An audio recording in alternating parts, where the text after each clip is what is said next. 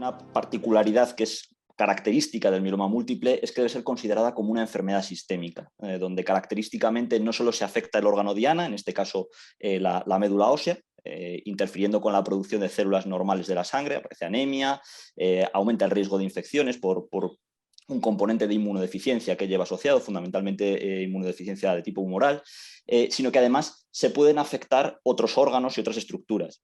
Característicamente el hueso que rodea esa médula ósea, donde pueden aparecer lesiones que llegan a ser muy dolorosas e incluso pueden llegar a producirse fracturas patológicas, y pueden afectarse también otros órganos a distancia como consecuencia de la producción de un anticuerpo monoclonal o paraproteína que producen las células tumorales. Característicamente, como más frecuente es poder encontrar daños en el riñón, insuficiencia renal, pero también podrían dañarse otros órganos. Pongamos, por ejemplo, pues el caso de que la enfermedad asocie una amiloidosis, por ejemplo, o incluso con aparición de enfermedad extramedular, donde las células tumorales viajan y se implantan en otros tejidos ajenos a la médula ósea, produciendo masas sólidas. Esto condiciona que la afectación clínica que experimenta el paciente pues, puede llegar a ser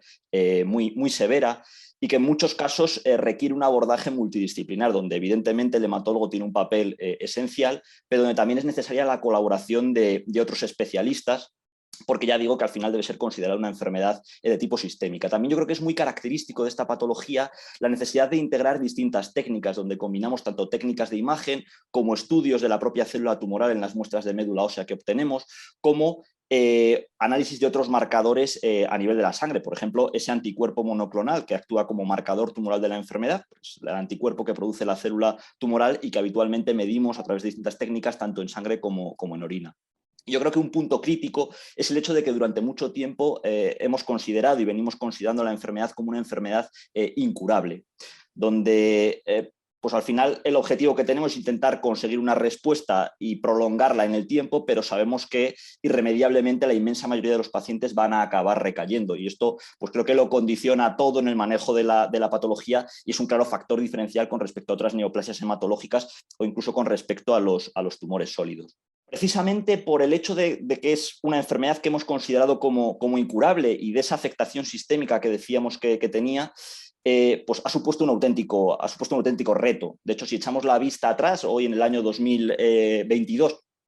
pues vemos que ha habido un cambio radical. De hecho, probablemente es una de las neoplasias, si no la que más ha cambiado durante esos últimos 25 años, e incluso yo me atrevería a decir en los últimos 10 o 15 años. Partíamos de la disponibilidad de un único fármaco, el Melphalan, combinado con la prednisona para tratar con esta enfermedad, con unos resultados pobres o relativamente pobres. Hay que tener en cuenta que la supervivencia esperada de los pacientes con este tratamiento era de 2-3 años nada más. Y sin embargo hemos ido incorporando nuevas herramientas. En los años 90 del siglo pasado hay un hito fundamental, que es la incorporación del trasplante autólogo para los pacientes candidatos a ello. Hay que tener en cuenta que es una enfermedad más propia de edades avanzadas, donde muchas veces el paciente no va a ser candidato, pero sí que es verdad que el trasplante supuso un cambio y una mejoría en la supervivencia. Y luego ha habido otros hitos fundamentales ya a principios de este siglo, que son la incorporación del bortezomib y de la lenalidomida, que constituyeron las dos familias de fármacos, los dos pilares esenciales, los inhibidores del proteasoma y los inmunomoduladores, que permitieron mejorar los resultados de supervivencia en los pacientes con mieloma múltiple. A ello se ha incorporado más recientemente una tercera familia, que es la de los anticuerpos monoclonales dirigidos frente a CD38, que bueno, pues a día de hoy constituyen, como decía antes, esos pilares de tratamiento, y de hecho el cambio es tal que pues hablábamos de una supervivencia global de 2-3 años en el siglo pasado con esa escasez de tratamientos. Bueno, pues a día de hoy, por ejemplo, los últimos resultados de los ensayos del Grupo Español de Mieloma para paciente de nuevo diagnóstico candidato a trasplante, pues nos permiten alcanzar medianas de supervivencia libre de progresión. No hablo de supervivencia global, sino libre de progresión a esa primera línea de tratamiento, que puede llegar incluso a los 7 años o incluso más. Por lo tanto, realmente es un campo en el que hemos avanzado, y es una historia de éxitos hasta cierto punto. Aunque es verdad que tampoco debemos ser autocomplacientes, y creo que no lo somos. Ha habido muchos avances, pero a día de hoy sigue siendo una enfermedad pues, terrible para las personas que desgraciadamente la padecen, y estamos todavía lejos de alcanzar ese objetivo que nos gustaría al que nos gustaría llegar algún día, que sería pues lograr alcanzar la curación de la enfermedad para la inmensa mayoría de los pacientes. Los nuevos abordajes de inmunoterapia, probablemente a muy corto plazo, si no ya mismo, van a representar la siguiente revolución en el mieloma múltiple. Estoy hablando fundamentalmente de los linfocitos T-CAR y los anticuerpos monoclonales biespecíficos, que en ensayos clínicos han demostrado resultados sorprendentes con tasas altísimas de respuestas profundas, especialmente si tenemos en cuenta que eran ensayos donde estas estrategias terapéuticas se probaban en una población de pacientes muy pretratada, altamente refractaria a todos los tratamientos convencionales y, en definitiva, con un alto porcentaje de pacientes de mal pronóstico. Y, sin embargo, parece que pueden aportar algo y pueden lograr esa respuesta profunda y sostenida que tanto buscamos en esta enfermedad. Por lo tanto, yo creo que van a jugar un papel crítico. Además, no solo eso, sino que son fármacos que van dirigidos frente a nuevas dianas de tratamiento que hasta ahora no se habían explorado, lo cual creo que les añade un plus, un extra. La edad es un factor pronóstico en sí mismo. Quiere decir que la esperanza de vida de una persona de 80 años siempre va a ser más reducida que una de 50, tenga o no tenga mieloma múltiple. Pero la pregunta es muy razonable, porque es verdad que cuando uno revisa retrospectivamente los resultados históricos en los distintos grupos de población, pues vemos que probablemente el avance, ese beneficio en supervivencia ha sido mucho menor comparativamente en la población de pacientes mayores que no eran candidatos a trasplante. Por lo tanto, era un grupo de pacientes en una población en la que estábamos especialmente necesitados de disponer de nuevas alternativas de tratamiento. Y creo que los nuevos tratamientos que han llegado en los últimos años presentan un beneficio importante, es que tienen un perfil de seguridad bastante manejable. Son fármacos con un perfil de toxicidad bueno, que permiten utilizarlos incluso en poblaciones de pacientes más frágiles. Esto nos ha permitido pues, disponer de más fármacos nuevos en esta población de pacientes y además la posibilidad de utilizar esos fármacos en combinaciones. Hay que pensar, igual que decía antes, que por ejemplo nuevas combinaciones como la combinación de adalimumab nalidomida dexametasona en primera línea de tratamiento en esta población de paciente mayor no candidato a trasplante nos permite alcanzar medianas de supervivencia libre de progresión que llegan hasta los 5 años, lo cual, de nuevo, pues es un dato muy llamativo. Es decir, que yo creo que estamos siendo capaces de hacer que ese beneficio de los nuevos fármacos trascienda también a esta población más frágil y más mayor. Y luego, por otra parte, creo que también estamos siendo capaces de integrar en ese abordaje multidisciplinar a la geriatría. Y estamos desarrollando herramientas para evaluar la fragilidad, para hacer una evaluación geriátrica del paciente y saber afinar mucho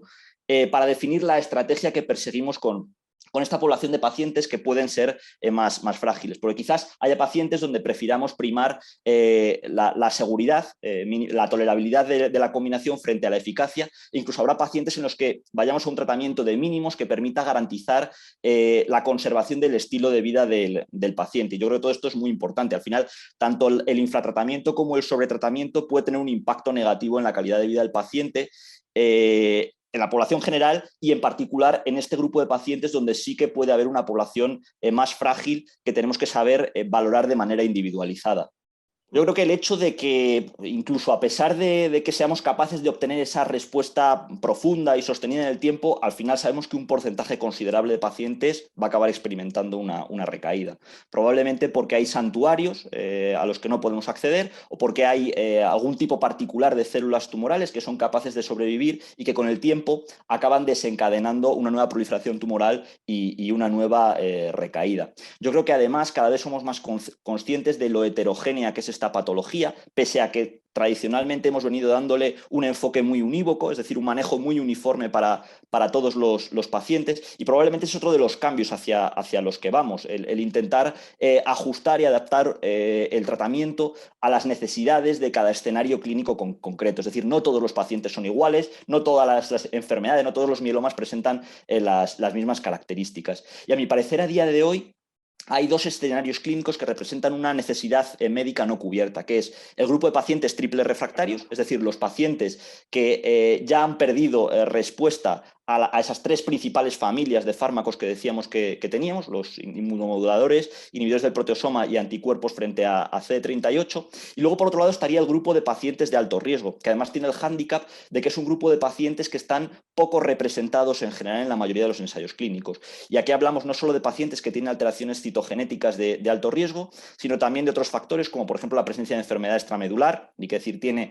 aquellos pacientes con afectación del sistema nervioso central o que desarrollan una leucemia de células plasmáticas sintomáticas, y también un grupo de pacientes que es claramente de alto riesgo, aunque a veces pues no se tiene en cuenta, que es el paciente que no consigue respuesta, no consigue responder a los tratamientos, o aquel que experimenta recaídas precoces, por ejemplo, después de un trasplante. Yo creo que son escenarios en los cuales estamos necesitados de encontrar estrategias que sean efectivas y que nos permitan dar una respuesta con garantía a esos subgrupos de pacientes. A día de hoy, con las combinaciones triples y cuádruples que tenemos, si luego lo acompañamos consolidando con un trasplante o añadiendo un tratamiento de mantenimiento sostenido a largo plazo, somos capaces de obtener respuestas muy profundas y ayudar a que esas respuestas se mantengan en el tiempo durante periodos de tiempo prolongados, de años estamos hablando. Hay que tener en cuenta que durante esos periodos de tiempo la enfermedad está controlada, el paciente está asintomático, tiene una calidad de vida que en general puede ser muy buena, muchos recuperan incluso un estilo de vida que se puede parecer bastante a su estilo de vida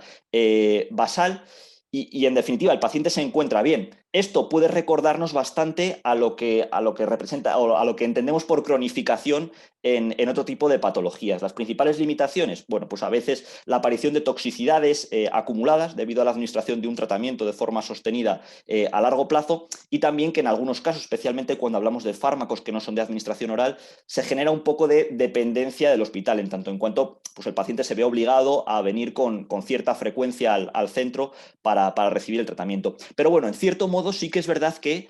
logramos algo parecido a la cronificación en un porcentaje muy significativo de casos a día de hoy. Yo creo que la enfermedad mínima residual a día de hoy es una de las piezas clave en el mieloma. La enfermedad mínima residual es la enfermedad que queda oculta una vez que hemos sido capaces de eliminar o de hacer desaparecer con el tratamiento ese marcador tumoral que decíamos que era el anticuerpo monoclonal que produce la enfermedad en sangre y en orina. Y que eso desaparezca no quiere decir que haya desaparecido la enfermedad. Sabemos que puede haber enfermedad oculta que somos capaces de detectar si tomamos una muestra de médula ósea y la analizamos con técnicas de alta sensibilidad. Entonces, desde hace algunos años, pues ya sabemos que los pacientes en los cuales conseguimos que esa enfermedad mínima residual se haga indetectable tienen mejores resultados de supervivencia, tienen mejor pronóstico que los pacientes en los cuales sigue siendo detectable a largo plazo. Y esto se ha confirmado en numerosos estudios prospectivos, retrospectivos, en ensayos clínicos, e incluso tenemos metaanálisis recientes que nos confirman este valor pronóstico favorable de alcanzar una enfermedad mínima residual indetectable, tanto en el paciente candidato a trasplante como en el no candidato a trasplante, tanto en primera línea de tratamiento como en el paciente con mieloma en recaída. Y además hay un hecho fundamental, que es que sabemos que la obtención de enfermedad mínima residual indetectable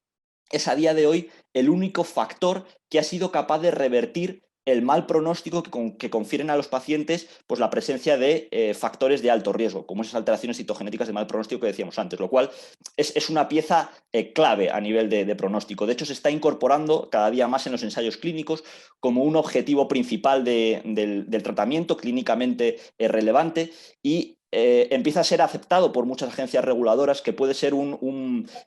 marcador subrogado de supervivencia, lo cual yo creo que es clave porque nos va a permitir reducir o minimizar los retrasos en el desarrollo de nuevos fármacos dentro del ensayo clínico en el futuro. Es clave administrar lo mejor que tenemos lo antes posible, por dos razones fundamentales. La primera, tenemos que tener en cuenta que no todos los pacientes que inician una determinada línea de tratamiento van a llegar a la siguiente, es decir, que vamos perdiendo pacientes por el camino. Esto puede ser tan significativo como que hay hasta, dependiendo del estudio, pero hasta un 40% de los pacientes que empiezan una línea que no van a llegar a iniciar la siguiente. Por lo tanto, si yo retraso la administración de un fármaco eficaz, va a haber un porcentaje significativo de pacientes a los que les voy a privar de la posibilidad de beneficiarse de ese fármaco. Y luego, en segundo lugar, sabemos que a medida que avanza la enfermedad y se producen las sucesivas recaídas, la probabilidad de obtener respuestas profundas y sostenidas de calidad se va reduciendo. Cada vez es más difícil conseguir esa respuesta profunda y sostenida, cada vez los resultados de supervivencia libre de progresión son más limitados, y esto probablemente es un reflejo del aumento de la complejidad genética y clonal que adquiere la enfermedad. A medida que pasamos por distintos tratamientos, las células tumorales van adquiriendo mayor número de alteraciones genéticas que les confieren mayor resistencia a los tratamientos, mayor agresividad, en definitiva una enfermedad de más difícil control. Entonces, si yo utilizo una combinación muy eficaz, un fármaco muy eficaz en una línea temprana, es cuando más capaz voy a ser de explotar todo el beneficio potencial que esa combinación puede ofrecerme, frente a si lo retraso a ese momento en el cual ya hablamos de una enfermedad de muy difícil control. Por tanto, como conclusión, a día de hoy yo propondría utilizar lo mejor, lo primero, e intentar no retrasar fármacos, no reservar fármacos para el futuro. Además hay que tener en cuenta que si una combinación eficaz a día de hoy nos permite obtener pues una respuesta que nos dure 3, 4, 5 años más tiempo, aunque a priori pueda parecer que agoto prácticamente todas las opciones de tratamiento que tengo a día de hoy, al ritmo al que vamos, cuando se produzca la recaída dentro de esos 3, 4, 5 años, es muy probable que yo disponga de nuevas estrategias terapéuticas eficaces que me permitan afrontar con garantías esa hipotética recaída que se produzca en un futuro. La incorporación de nuevos fármacos yo creo que va a ser clave. Además hay que tener en cuenta que muchos de estos fármacos, cuando se estudian en los primeros ensayos clínicos, se estudian en pacientes en recaídas avanzadas, pacientes multirefractarios y además en monoterapia. Yo creo que la incorporación de esos fármacos en líneas más precoces y además en combinación con otros fármacos que ya tenemos disponibles, tratando de explotar posibles sinergias, va a ser un hecho fundamental que nos va a ayudar también a avanzar y a mejorar los resultados que tenemos a día de hoy. La eclosión de la inmunoterapia creo que es una realidad ya a día de hoy que indudablemente nos va a traer muchos beneficios. Además, esto nos está permitiendo conocer mejor la importancia clave que tiene en esta enfermedad el micromedio ambiente en el que se desarrolla el tumor y el papel que desarrolla el sistema inmune, tanto en el desarrollo de la enfermedad como en el control de la misma.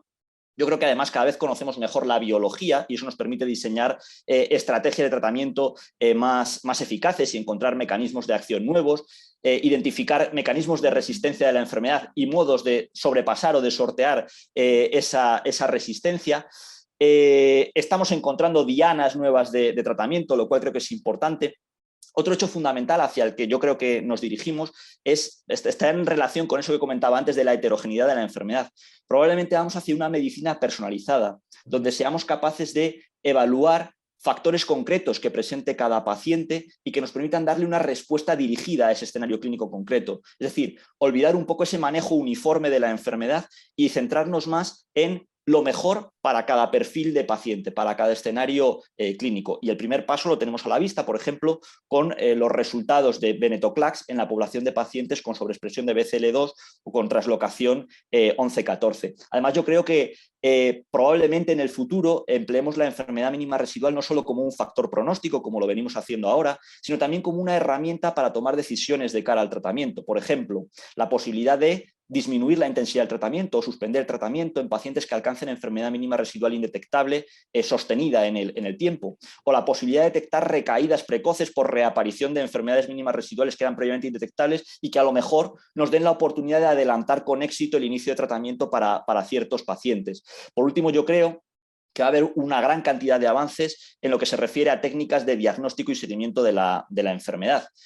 Con desarrollo de técnicas más sensibles, no solo de técnicas moleculares o citometría de flujo como las que estamos acostumbradas, sino mejorando la sensibilidad de las técnicas de imagen de las que disponemos, introduciendo nuevas técnicas de imagen o nuevas estrategias de diagnóstico y seguimiento, como pues, por ejemplo la espectrometría de masas, las diferentes técnicas de biopsia líquida. Todo esto son cosas que a día de hoy están en una etapa muy incipiente, pero creo que pueden aportarnos pues, grandes alegrías de cara al futuro.